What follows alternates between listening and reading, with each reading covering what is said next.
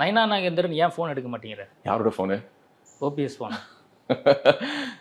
இதை பற்றி நான் கொஞ்சம் டீட்டெயிலாக சொல்கிறேன். ஏன்னா திரு ஓபிஎஸ் அவர்களோடு அவருடைய தேர்தல் காலங்களில் நான் அவருக்கு நான் ஒர்க் பண்ணியிருக்கேன் 2021 எலெக்ஷன்ஸில். ஒரு பண்பட்ட ஒரு அரசியல்வாதி, தமிழ்நாட்டின் முதல்வராக பதவியேற்றவர், மிகவும் நெருக்கடியான காலகட்டங்களில் அதிமுகவினுடைய எதிர்காலத்தை கருதி அவர் நடத்தி கொண்டிருந்த அந்த போட்டி அணியிலாம் கலைச்சு கட்சியில் இணைஞ்சு ஒருங்கிணைப்பாளராக இருந்து கட்சி வழி நடத்தினவர். வெவ்வேறு காரணங்கள்னால இன்னைக்கு அவர் வெளியில இருக்காரு. ஸோ இது அவங்களுடைய உட்கட்சி விவகாரம். அஇஅதிமுகவில் அவருக்கு என்ன நடக்குதுங்கிறத பற்றி நான் சொல்ல விரும்பல. நீங்க நயினார் அவர்கள் பற்றி கேட்டதுனால நான் சொல்றேன். ஃபர்ஸ்ட் நயினார் நாகேந்திரன் அவர்களுடைய கேரக்டரிஸ்டிக்ஸ் சொல்லிடுறேன்.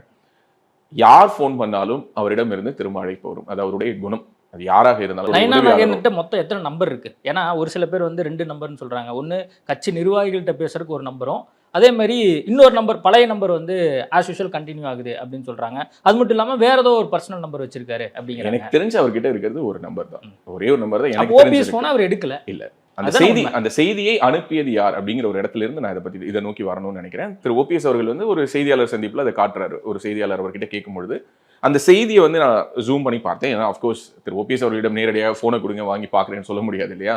அதில் வேறு யாரோ ஒருவர், மேபி அவருடைய உதவியாளரோ அல்லது அவருடைய தனிப்பட்ட செயலாளர் யாராவது ஒருத்தர் அந்த செய்தியை அவருக்கு அனுப்பியிருக்கலாம். திரு நயினார் நாகேந்திரன் அவர்களுக்கு அனுப்பியிருக்கலாம். அது குறுஞ்செய்தியாக அனுப்பப்பட்டிருக்குன்னு நினைக்கிறேன். I think it's not a WhatsApp communication. அது ஒரு மெசேஜாக அனுப்பப்பட்டிருக்குன்னு நினைக்கிறேன். ஸோ அந்த நார்மல் மெசேஜை கூடுமான வரை சிலர் பார்க்காமல் போவதற்கான சாத்தியங்களும் இருக்கு. இப்போ நீங்களே எடுத்துக்கோங்களேன், உங்க மொபைல் எடுத்து பார்த்தீங்கன்னா எவ்வளோ அன்ரீட் டெக்ஸ்ட் மெசேஜஸ் இருக்கும் அப்படிங்கிறத பார்த்தீங்கன்னா உங்களுக்கே தெரியும்.